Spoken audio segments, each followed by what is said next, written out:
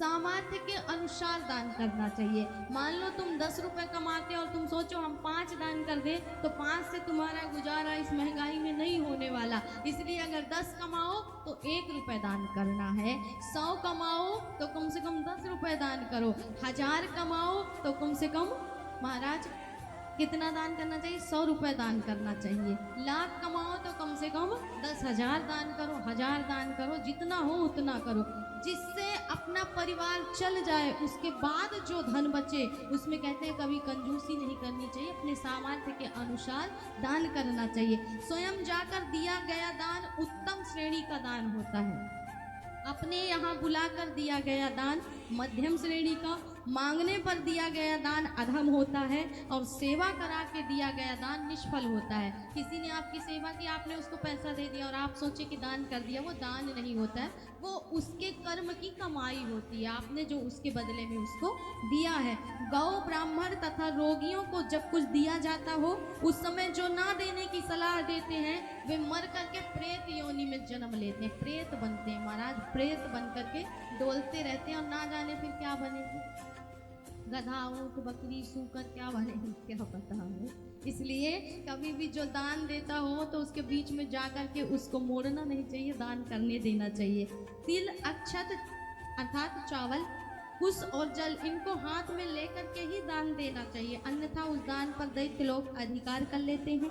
पितरों को तिल के साथ, देवताओं को अक्षत के साथ दान देना चाहिए, परंतु जल और कुश का संबंध सर्वत्र रहना चाहिए। दोनों को दान देते समय तो कभी भी ब्राह्मण को दान करिए तो हमें मंत्र बुलवा करके अक्षत कुश जल लेकर के ही दान करना चाहिए, नहीं तो वो दान दैत्य के भाग में चला जाएगा, तुम्हारा नहीं होगा, उसको खा जाएंगे बेचारे वही। अब कहते हैं देने वाला पूर्वाभिमुख होकर के दान दे, लेने वाला उत्तराभिमुख होकर के उसी ग्रहण करे। ऐसा करने से देने वाले की आयु बढ़ती है और लेने वाले की आयु क्षीण नहीं होती है, दोनों की आयु महाराज बढ़ती है इससे। अन्न जल घोड़ा गाय वस्त्र सैया छत्र और आसन, इन 8 वस्तुओं का दान यमलोक के मार्ग के लिए उत्तम माना गया है। गौ घर वस्त्र सैया तथा कन्या, ये वस्तुएं अनेक मनुष्यों को नहीं देनी चाहिए, एक वस्तु एक ही व्यक्ति को दान में देना चाहिए। थके हुए व्यक्ति को आराम देना, रोगी की सेवा करना, देवता का पूजन करना, ब्राह्मणों के पैर धोना तथा जूठन साफ करना, ये कार्य गोदान के समान पुण्यप्रद प्रदान करने वाले हैं। उसके बाद दीन अंधे निर्धन अनाथ गूंगे जड़ बौने लंगड़े आदि विकलांगों की तथा रोगी मनुष्यों की सेवा करने के लिए जो धन दिया जाता है उसका फल सबसे महान फल में आता है। उसके बाद जो ब्राह्मण विद्या और तप से हीन हो उसे दान नहीं लेना चाहिए, यदि वह लेता है तो दाता को तथा अपने को भी अधोगति में ले जाता है। तो जिस ब्राह्मण के पास विद्या हो, तपस्या करता हो, त्रिकाल संध्या करने वाला हो, उसी को दान देना चाहिए, नाम जपने वाला उसी को दान देना चाहिए। ये नहीं कि ब्राह्मण है तो दान कर दिया महाराज, कोई नहीं मिल रहा है तो अलग बात है, बाकी मिल जाए तो त्रिकाल संध्या करने वाले ब्राह्मण द्विज को ही हमेशा दान दिया जाता है। कहा जाता है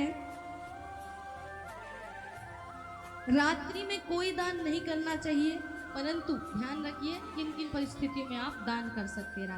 रात्रि में वैसे कोई दान नहीं करना चाहिए, परंतु खलिहान में, यज्ञ में, विवाह में, संक्रांति में, चंद्र या सूर्य ग्रहण, पुत्र जन्म, यज्ञ और मृत कर्म में रात्रि में भी आप दान कर सकते हैं।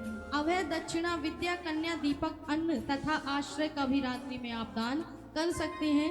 गौ सुवर्ण चांदी रत्न विद्या तिल कन्या हाथी घोड़ा सैया वस्त्र भूमि अन्न दूध छत्र तथा आवश्यक सामग्री सहित ग्रह, इन 16 वस्तुओं के दान को सबसे बड़ा महादान माना गया है। इसलिए दान के कुछ नियम हैं जो कि पितामह ने बताया और अनंत पुराणों अनंत स्मृतियों के अनुसार आपको वर्णन करके यहाँ पर बताया।